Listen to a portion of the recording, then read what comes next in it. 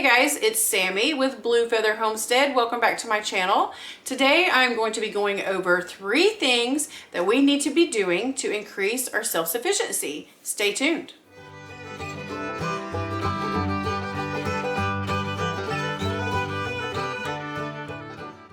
Hi guys, Sammy here with Blue Feather Homestead. Welcome back to my channel.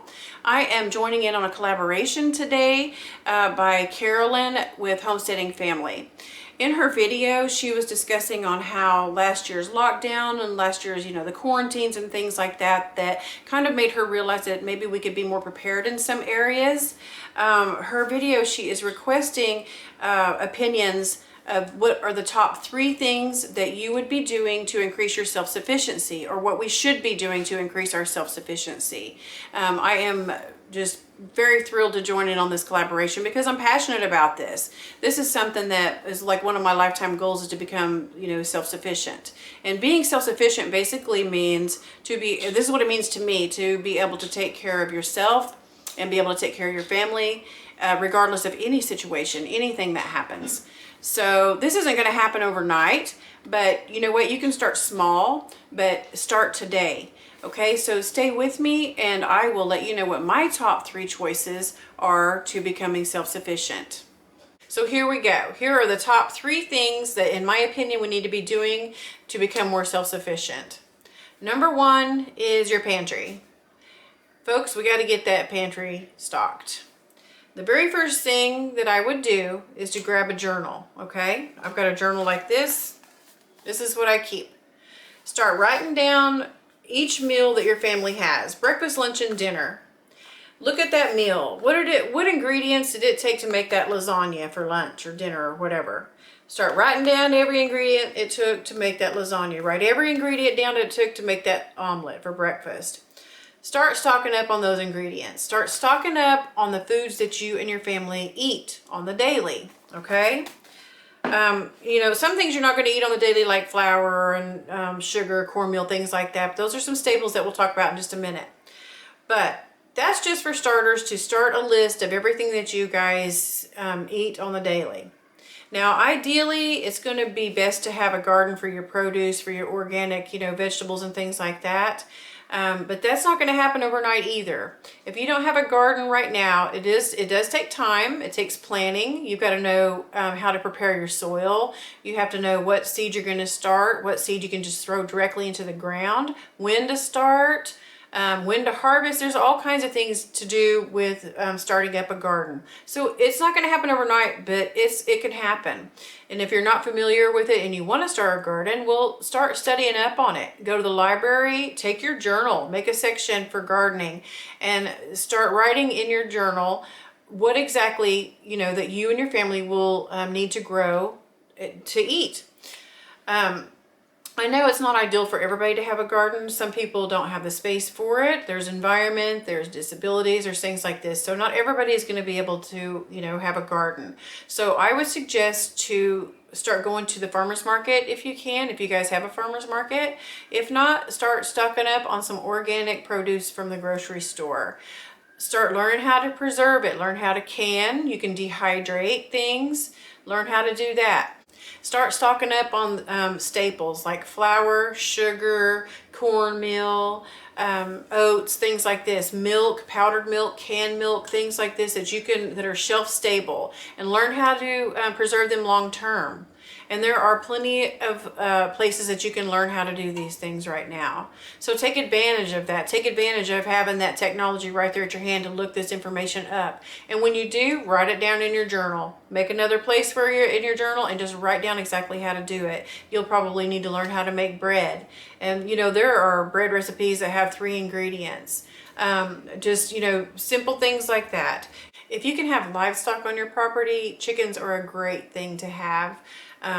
They're like egg factories, so they would be like a daily source of protein, right there. They eat grass, bugs, and things like that, so they won't cost you too much in feed.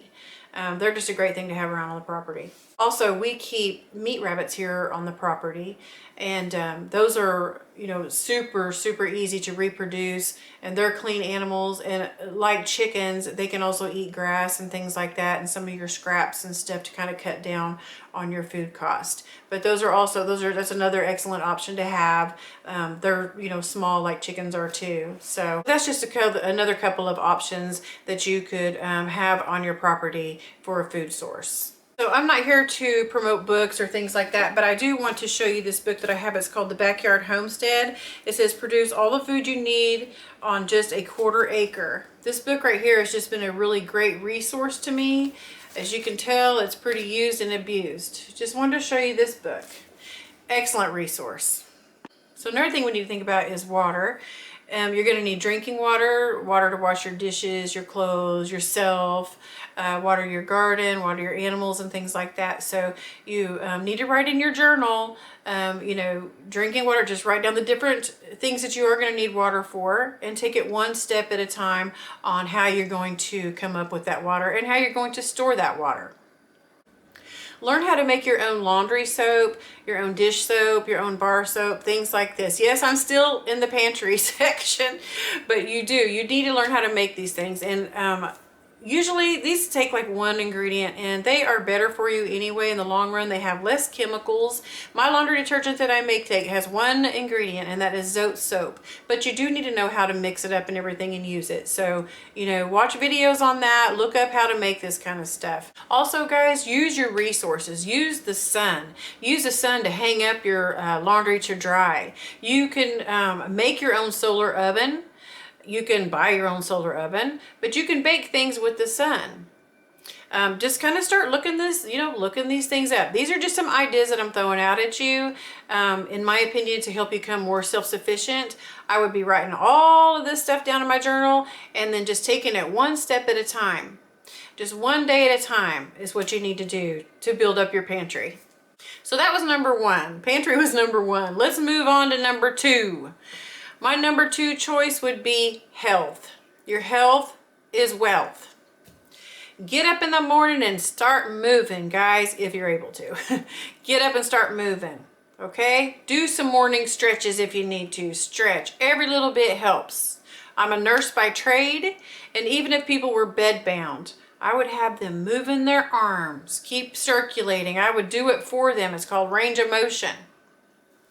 Pick that parking spot way back in the back to go to the store. Walk your way up to the grocery store, wherever you're at. Choose walking. Start eating better. Start eating healthier. Pick organic over processed food. Foods these days are full of pesticides. Pick organic. It is so important to keep your immune system in tip-top shape, okay? You're going to need to be healthy. You're going to need to be able to do things on your homestead if you're able to. You're going to need a clear mind, okay? Because, you know, processed foods and things like that cause inflammation also causes brain fog. That's what brain fog is inflammation. One way that I do take care of this is with apple cider vinegar. I drink this like daily. I mix it with water, just like a small cup, and I mix it with water and drink it every day to keep a clear mind. And apple cider vinegar helps with inflammation. It just does, okay? There are so many benefits of vinegar, and that's a whole nother video because there are so many different types of things you can do with apple cider vinegar. So say you're on pharmaceutical meds for a certain diagnosis and you are unable to get to the pharmacy, whether it be lockdown, you know, being quarantined, natural disaster, car trouble, whatever, then you are going to want to try to find some resources, some natural resources to treat that diagnosis. Go to the library or Google some more natural ways to treat your diagnosis. Learn some natural remedies, and then make your own recipe book from what you've learned. Write it all down, you know, for something to look back to. Look on your property and see what you have growing out there wild that might help you out. Go to the library, Google, get some pictures of the herbs growing out there so you'll know exactly what it is, and right next to it, you know, what it's good for. So if you don't have this stuff growing on your property wild anywhere, then you probably should look into what natural herbs are you going to need to treat your diagnosis, or to treat, you know, illnesses or pain or anything. Think about starting your own little garden with herbs. You know, look into it and just start your own garden. Then that way you'll already have it on hand. You won't have to go search for it. You'll have your little patch of natural herbs right there for you to go and pick. I have a friend that sliced her finger wide open, and her partner went and got some yarrow root off of her property. I mean, it took just 5 minutes. Went and got it, brought it back, crumbled it up, put it on that cut, and it started feeling better right away. And it's also like an antiseptic, okay, for that cut. It's like an antibiotic cream with no chemicals. It was all natural.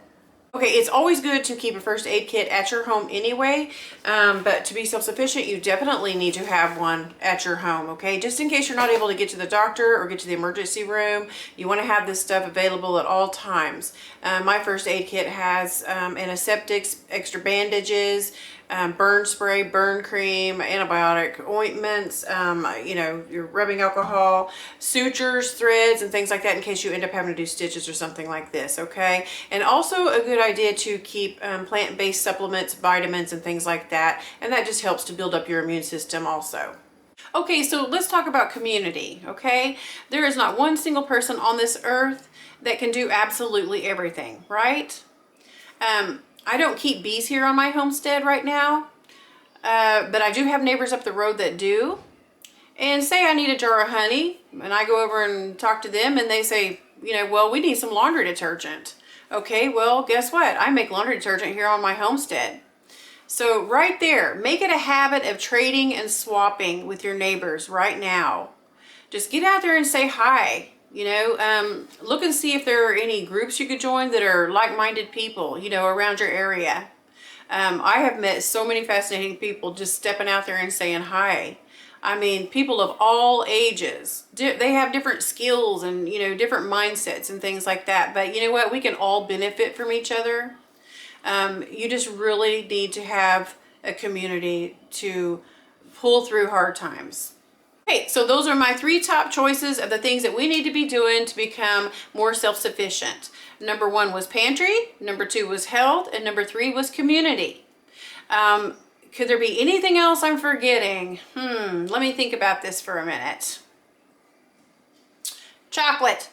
Don't forget to have some cocoa powder in your pantry and maybe some chocolate bars handy for emergencies. Don't forget your chocolate, for heaven's sake. And speaking of heaven, we all go through hard times, but we know who wins in the end, right? Know your Lord and Savior. That's the number 1 important thing, okay? Let's don't live in fear. Let's live in faith.